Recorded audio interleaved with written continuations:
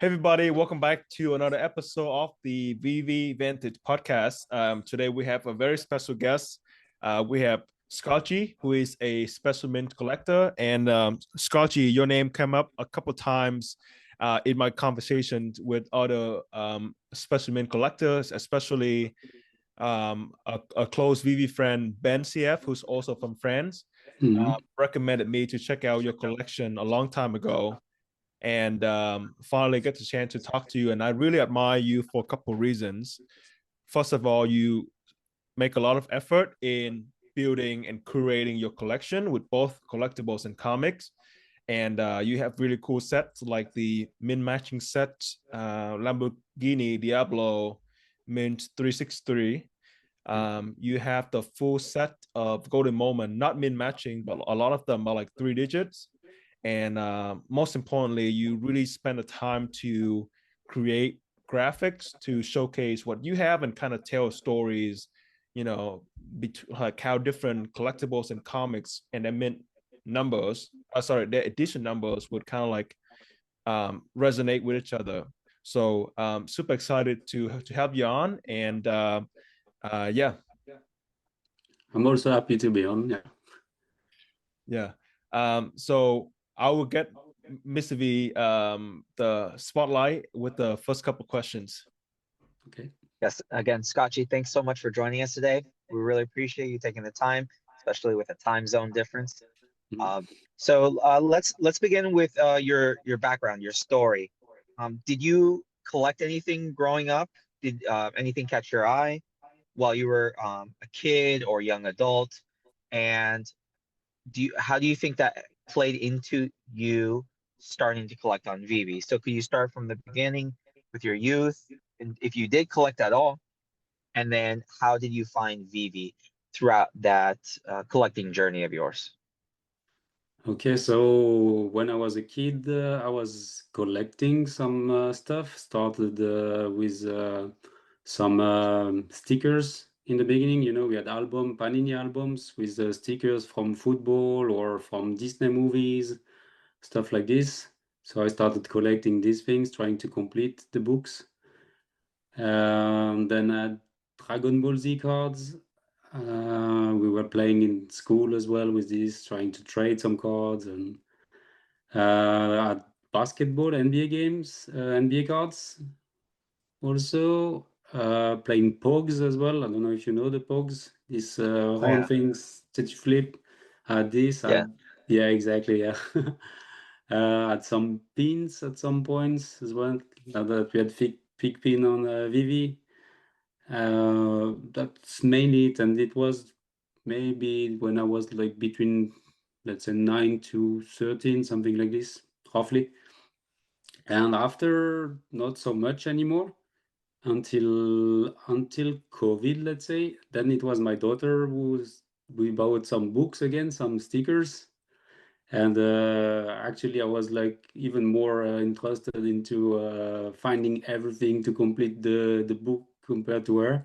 I was trying to reach out to people around to trade some doubles and stuff like this. So I found again this passion I had when I was young, and that's probably why as well I'm now addicted to VeVe. So so for VeVe I started in 2021 and I discovered it via Omi. I was looking into a little bit crypto and all these things, and I was looking also to NFTs, and I didn't want to really invest myself into this open sea. Didn't know what to buy and everything, and I saw the trailer of the DeLorean of VeVe, and I was like, wow, this is so nice. Then that's where I bought my first collectible there. did you go for that drop, or was this after that drop already happened and then you decided to download the app and you saw it in the marketplace? No, What I did the drop. I did the drop. I downloaded the app, I think like two days before the drop, and I did the drop, yeah. Okay. What was your so how exactly did you make the connection? So of course there was the token for Omi. But what was that? that experience from finding the token to finding the platform and the collectibles? What's that story that where you made that transition? So there was some YouTubers talking about it, about the OMI, and talking about the company which is behind VeVe, and that they are doing now this digital collectibles officially licensed. So then again, it was NFT I was interested in, but I didn't want to go into, but not the link to have this official collectibles license. Then for me it was like okay, let's go for it. But my intention was like if I have one, then I'm done. Yeah, no, I get that. I remember when it was the same for me. I found the OMI token, and I heard about its connection to the platform and everything. And when I downloaded the app, I saw the Ghostbusters collectibles. And my first one was, I want to say, the Ghost Trap for Ghostbusters. Mhm. And when I bought it, I saw it open up and the electricity and all of that stuff coming out, and I put in AR. I, I could not stop clicking buy, like just like one of everything that I liked. And so yeah, it's interesting to hear that the DeLorean was the what caught your attention and what made you want to start collecting on the platform.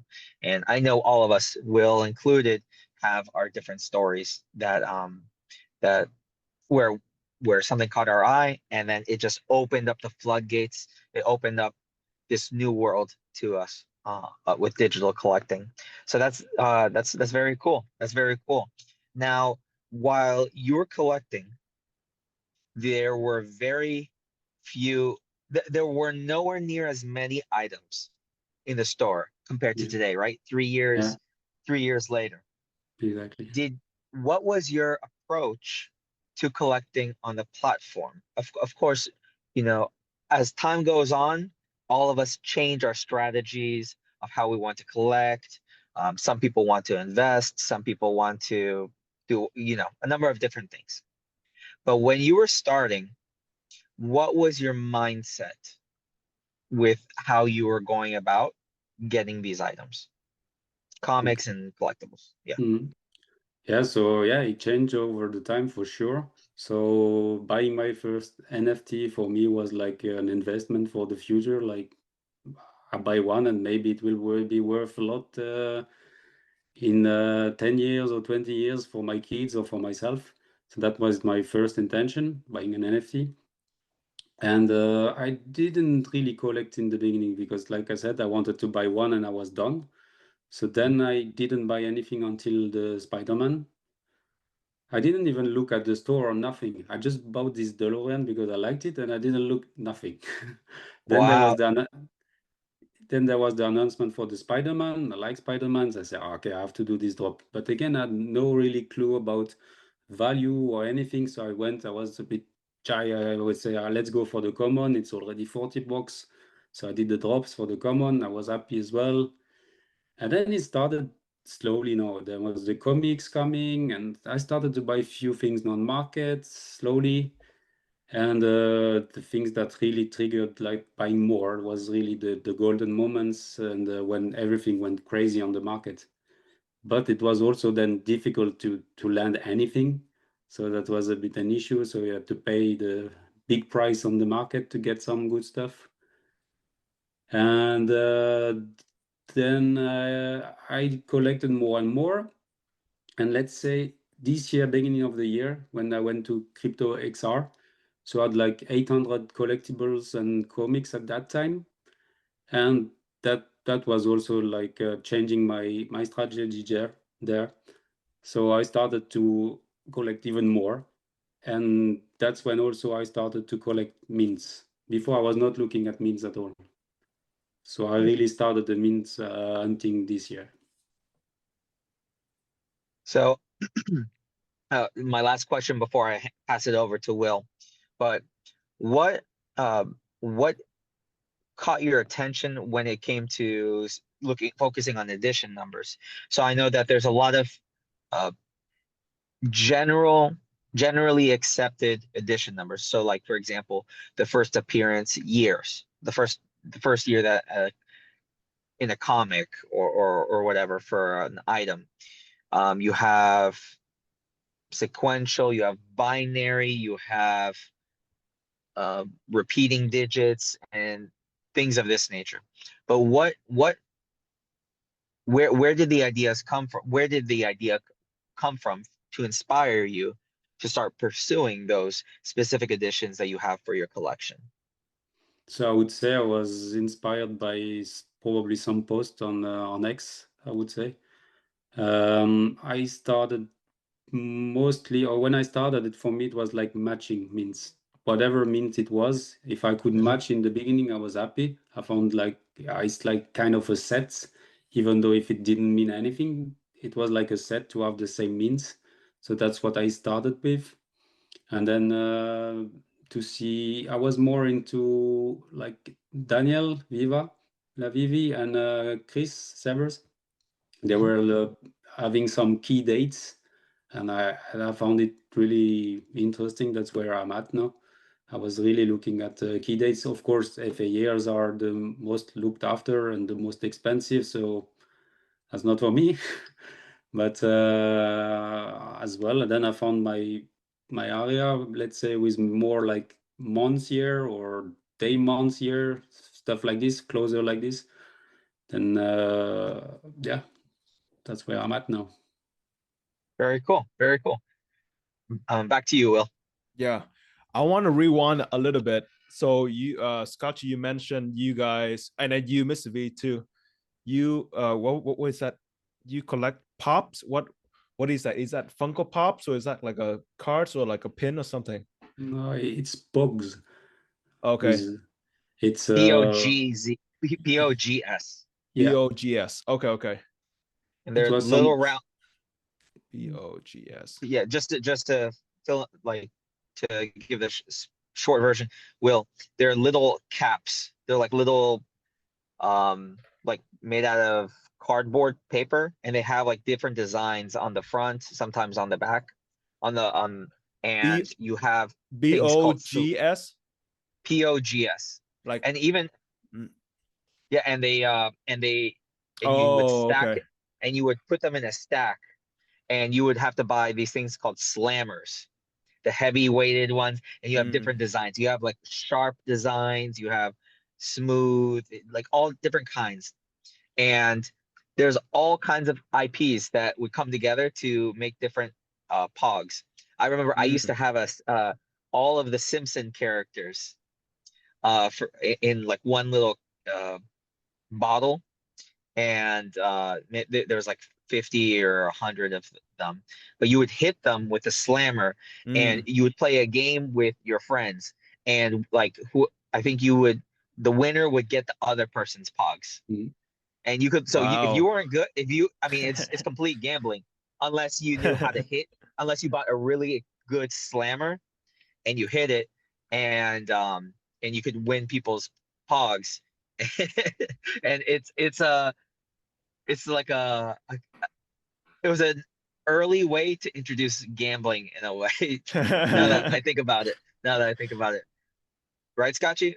Is there yeah. anything else that you remember from that? Yeah, it's exactly that. And you were kind of betting your box, your best one against another one, and you were playing if you could turn them around, then they were yours. Wow. Wow, this is fun. Yeah, I have never heard of these like parks before. So um Oh, yeah. but by the way, there's NFTs that came out. The company came out with NFTs for them, Okay. so it's pretty interesting. I looked into it. Definitely check it out. It could be something. It could be Okay. something. What about these Dragon Ball Z cards? Are they cards that you would trade, or how does it work? Yes, say, well, for the cards, yes, it was either trading if you had some doubles or if you wanted to look for some good ones you didn't have. And I was also like playing in the school. We were throwing the cards, and the one which Mm, was closest to the wall would win the other card. wow. Okay, I like I have been looking them up as you guys were talking. This is pretty cool. For me, when I was younger in Vietnam, where I'm from, we would have carts that have like Power Rangers on them. And then the way that we would do it is everybody would have like a stack of cards. And then let's just say me, you, and Mr. V, right? We would each put out like a set number of cards. Let's just say we all decided to put out, sorry. Let's just say me and Mr. V, each of us would put out like maybe 3 cards. And then we would stack them up to a stack of 6. And then we would, so this is my sticky notes, right? We stack them up like this. Then what I would do is I would put them like this and I would slam them on the ground. And if all of them flip over, then I win that whole stack. So I win 3 from Mr. V. Or like if I slam it on the ground and it doesn't flip over, so the cards are kind of like bent a little bit, then Mr. V will get his turn and he will slam it. If everything flips over, he wins everything. But if like 4 flips over, then he wins 2, for example. So or actually for 2, he would win 1. So and then like we would have like certain coins and things like that. So it's pretty cool how like different countries and like time period like would have different games like that. Yeah, it's nice. It's like a gamification with your collectible or comics. You could find Yeah. something interesting like this to make. Yeah. So I noticed that you spent a lot of time creating your collection, and you really focus on the date and the month of your collectibles and comics. So if you were to talk about your 3 most favorite collectibles, what would they be? So some of the one I like the most, I would say first is these 2, the Father Days one from with Dark Vador and Leia and Luke on it. And I found on the market Min 2020, which is the birth year of my son. Mm. And then when I found this one, I said I have to find my daughter's now, 2014. So this one I had to fight to get it on X. I found out who got it from Drop, and the guy would not reply, not reply, not reply. I was just sending message on X, and one day I explained him why am I just asking him always, and he understood and he replied, and he was really happy to sell it to me, even for the drop price. So I was super happy. So now I have these 2, which is really important for me. I also like my Spider-Man common that I found on the market with 15862. So it's when it let was me really, let me share my screen and show everybody your collection on the VeVe Vantage Club, because I think because I'm seeing it here. So can you guys see my screen? yep. Okay, so just to go back real quick, for those who are wondering, like Pogs, this is what they look like. And then Dragon Ball Z cards would be these guys, right? But going back to Sc0tchy's collection, this is, and thank you so much for sharing them here. This is the 1562 common Spider-Man, right? Yep. Okay. So what is special about this collectible to you? This that AF15 cover date is from the 15th of August 1962, which is the mint actually.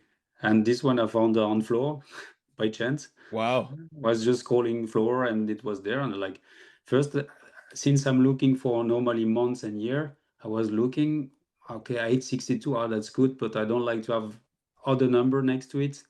And I started to look and said about 15 is the day. Yeah? I double checked it and I said, wow, I have to buy this one. Because this, I want to mention something real quick. So yep, what I just did was looking up the date format in France, because what yeah, I've noticed is I'm from Vietnam, and our date format is day, month, and year. right? And I think France is the same, right? It's the same, It's the yes. same, right? So, but in the US is month, day, and year. So this makes total sense to me. Like the 15th of August, 1962, right? Yeah. Yeah. Okay. Yeah. Go on. And this one you can't get it in another way, because otherwise if you start by the months, you don't have enough edition. It's I think, I don't know, many, there was 32,000 or something like this. And if you start by the 62 as well, it doesn't work. So actually it's the only one you can get with the day, the months, and the year. And if you look, you can get the common and the uncommon. I think they are the only two you can get with this mint. Yeah. So Wow. that makes it special. Okay. And otherwise, I like also, I have a Louboutin set, with the shoes and the Yep. Marvel design. I have both. I managed to get for, let's say, decent price compared to what is listed at the moment. Uh, and my partner statue as well, as it was like the last one I was looking for. It was so expensive at the time. Well, I still paid it good price, but it was like closing, let's say, 1.5 year of looking to get all of them. When I look at this, I realize you have the complete golden moment set. And you mentioned it took you a year and a half to get the whole set. Yeah, something like this. Yeah. Yeah.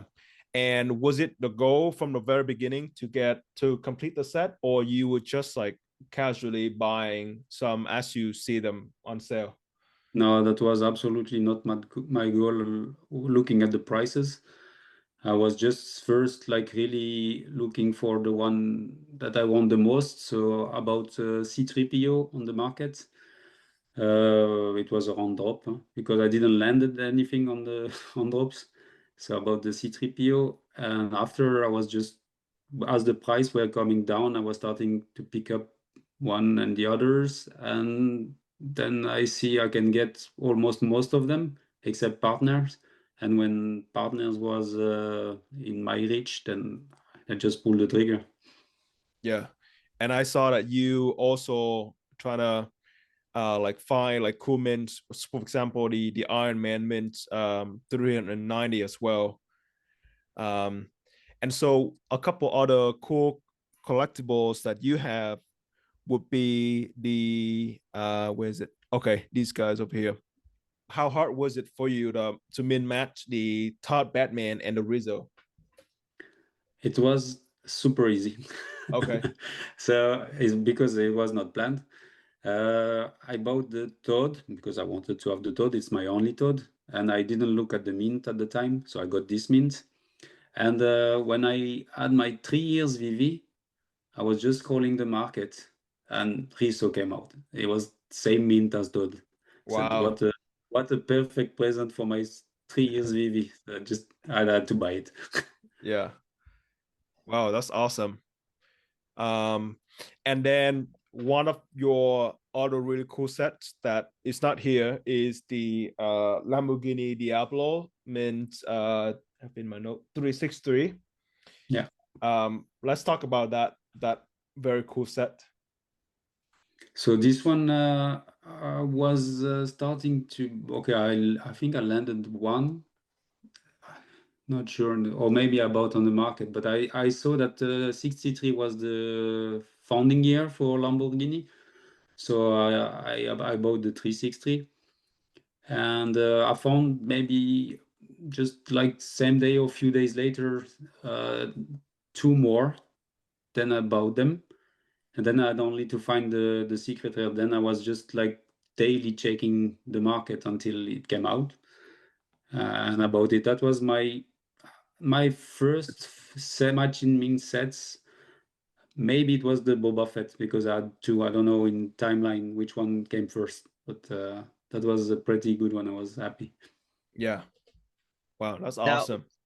Sc0tchy, when you're matching the sets, um, like we were talking with David Yu in an interview like from like a year ago, and we were talking about matching sets, and he's like, we both agreed that we don't like to go after completing the sets unless we have the most rare one, or in this case, like the secret rare, before we start going for like the ultra rare, rare, uncommon, and common.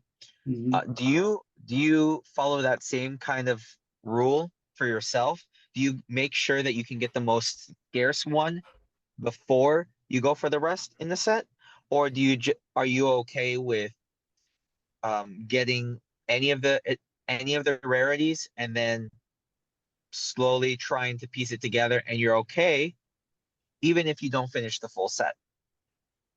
No, I think I prefer to go if I get the secret rare or the rarest, then I start looking if I can get the rest, because the opposite is a little bit difficult. Mhm. And if you collect everything and at the end you miss the rarest, and or you find it and it's super expensive, it's also annoying.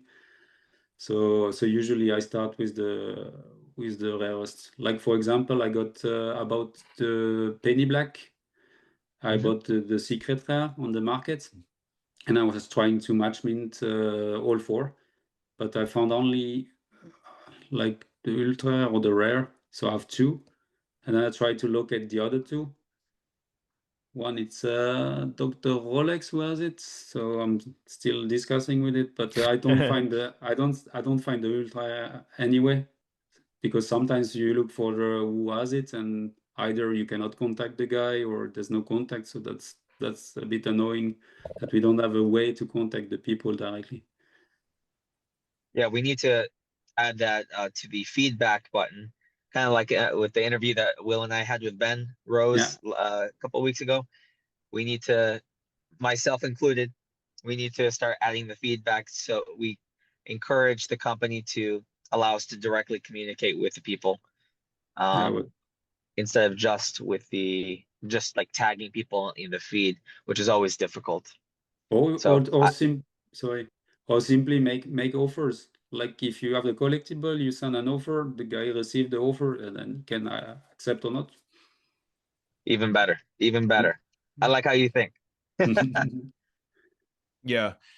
They definitely have to build it because um we have a social feed in VeVe which doesn't work very well, and then people have to go off the app, like going to Facebook or X to try to get the other person to get, to find the seller. And sometimes like you would text them and then they would not reply. So that's, having the alpha feature and improving the messaging functionality within the app are two great ways to increase in-app interaction, because ultimately like VeVe would much more prefer to have collectors interacting in app rather than going off app, right? And then get scammed or whatever. Yeah, I mean, we are waiting for this new iteration of the app that they are talking since a long time. And I don't know if you saw, I think this morning there was an interview with Ben Rose from Captain Vivi, Mm-hmm. and Ben mentioned that it's coming. Oh, It's nice. coming. Like he really said, I can't say, but like in the next days, let's say, or week, or still this year, it feels like the new version will be announced at least for the mobile. So maybe with the new version, we would have new features, I would guess. I hope. Yeah. That would make sense. That would make sense. Yeah. And so, Scotchies, you've been using VeVe for over 3 years now.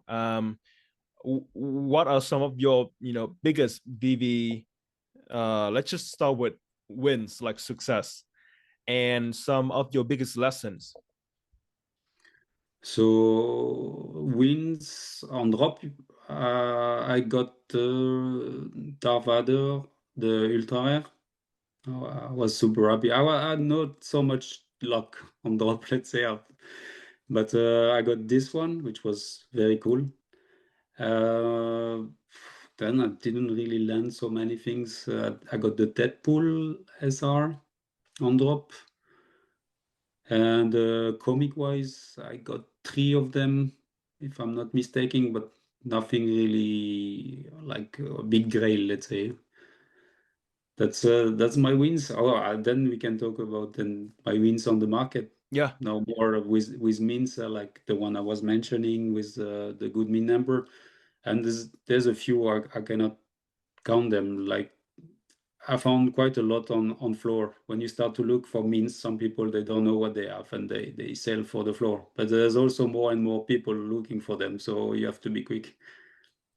So do you before we get to the lessons part, or like more like strategy, when you identify the mints that you like, how do you get in touch with the seller? Well, maybe that person doesn't want to sell yet, but like how do you get in touch with the owner of that NFT, and how do you stop yourself from paying too much, or what is like some methods or like best practices that work for you in negotiating for a mint?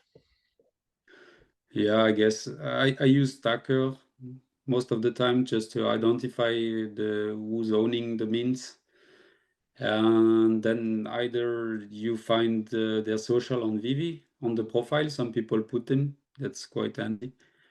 And if you don't find, you have to try via the feed, which is like since months now, it's useless actually because they don't get notification, I guess, because I don't get notifications.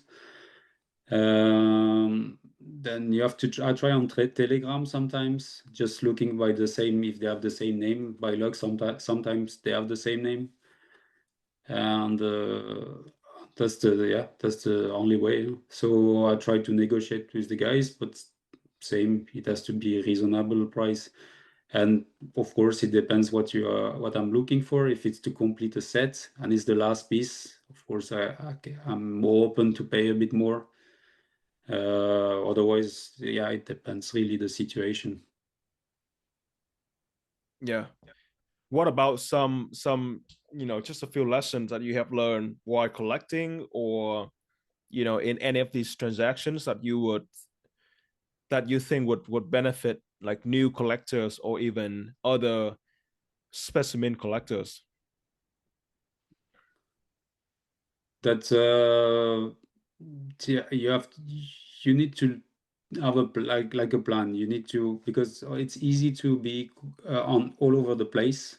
I've been also already in the past. I want to collect so many things. I want to collect for MCP points. I want to have mint numbers. I have to things that to get things that I like. To have rare things. Yeah, there's so many things you get lost sometimes. So it's important to find exactly what you want and to make a plan with your budget and see what you would like and all these things. I think it's important. But at the end of the day, it's you should also collect what you like, what everybody keeps saying. Because at the end, it's just a fun experience, spending good time on the app. And yeah, that's what it's for. And now the next step for me will be the VeVeVerse, because now it's nice to have all these means, all these collectibles and everything. So we share it on X, and that's fine. But we missed the interaction now with the other collectors, and that will be really something good. Right. And in one of our conversations, I think that's a funny story of how you mentioned you accidentally bought one of Mr. V's collectibles that were meant for somebody else, or No, what was it? that was not exactly like this. Okay. So I had like within few days or like 2 weeks, I had some events. First, like I wanted first to buy the Penny Black 1840, which was on the market for a certain price, and I tried to discuss with the owner on the feed. So the conversation was like taking forever. Like half an hour later, you have an answer, and you check half an hour later. So at the end, we agreed on a price, and then I loaded the gems, and then he said, "Ah, sorry, I will like reserve it for somebody. I have some deals open." I was like, "Well, okay, fair enough.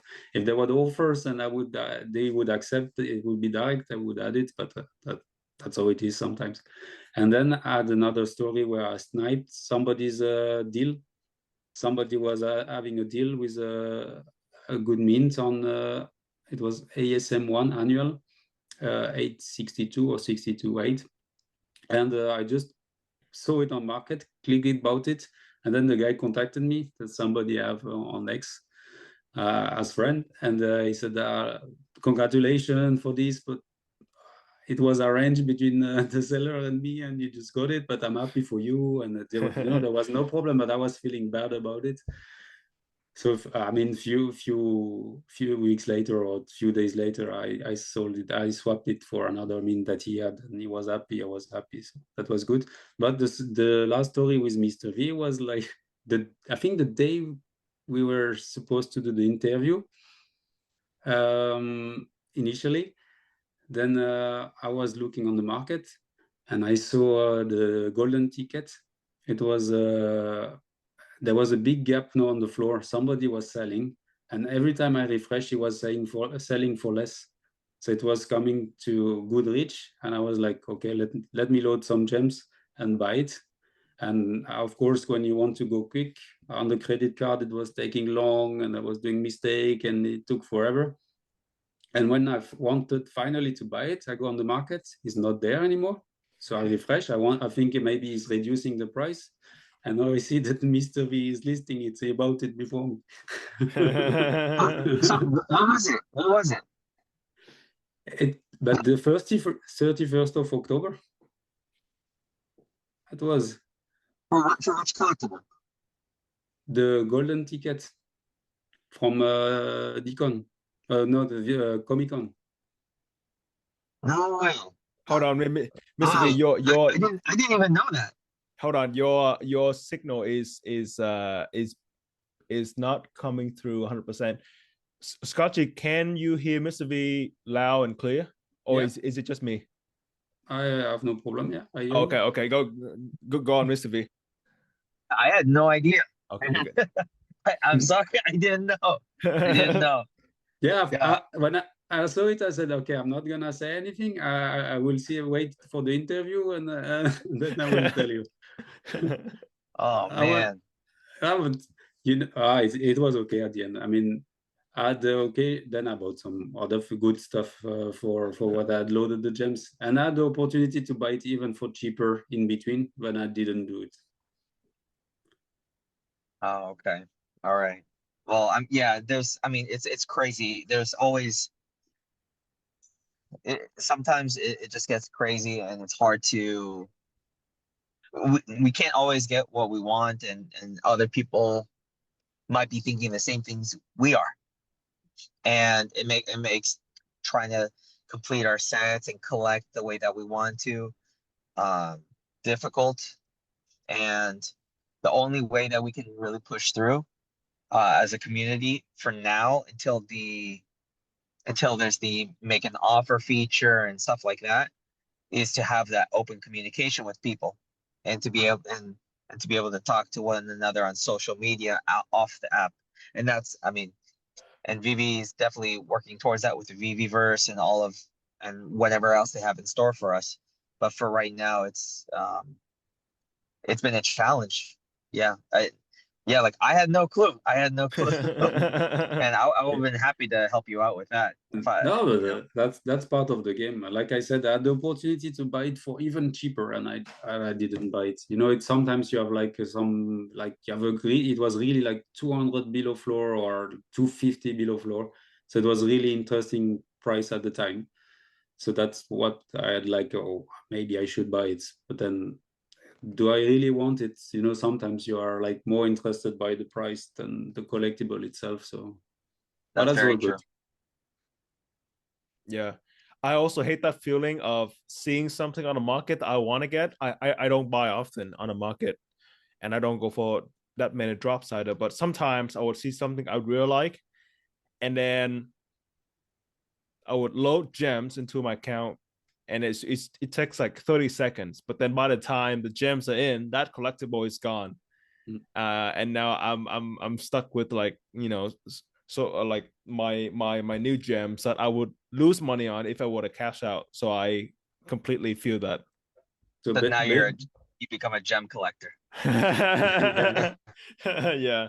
So you should always have gems on the app. That's what I tell myself, to not miss on anything. But on the other side, when I have gems on the app, I spend them. So You Oh, never Mr. win. V is the same way. Mr. V is the same way. I always tell him like sometimes he would sell something and he would get a lot of gems, and I'll have to tell him like, hey, you know, cash out some of it because he would spend maybe like at least half of whatever he has in just like 2 hours, sometimes even less. I have the same problem. Yeah.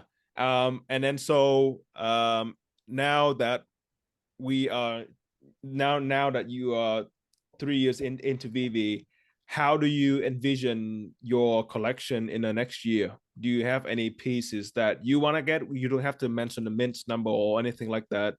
But how do you want to continue developing your collection on the app? Let's say now, I think I got quite a lot of mint that I wanted. Like, it's also VeVeverse related. I want to like have a nice home space with, if I can have collectible and comic matching or with key dates related to the character, would be nice for all the one I like at least. And so I'm still looking into some mints for certain collectible or comics, but I'm quite happy with what I have so far. And so I will continue to look for these things, these mints. And no, I'm gonna focus also on the new drops, the one that I like as well. I would like to stack a little bit more as well. Some things, as the price are still quite low for many collectibles, and some good ones that people think there is too many editions. But is it really too many editions if VeVe succeed as we all want and we all think it will? And so that's why I would like also to stack a bit more. But yeah, again, some choices. Yeah. So I guess my last question is, how do you envision VeVe in the next, you know, a year or 2 years? Again, via the VeVeverse, this is really like, for me, it's like it will be the main platform where you interact. So again, you can buy for me on VeVe. There will be more features and everything. You can buy on VeVe Comics, and probably some other platforms will go around if they use some other verticals like music, which they announced for. They said not yet, but it will come in the future for sure. And then all this join in the VeVeverse, and hopefully the VeVeverse will also develop and have some with this IP branded world. I mean, if not, the IPs are started to be interested and they build all this metaverse, it can be something really, really huge. And that's their aim, their goal. And if they continue like this, delivering, even if they were slow in the past, and now they seems to be more structured, I think it's a bright future for VeVe. And for the moment, it's just yeah, let's enjoy the collecting and what we have, and share this passion as well. I think it's important. It's nice to collect, but sharing it's even better than collecting. Yeah.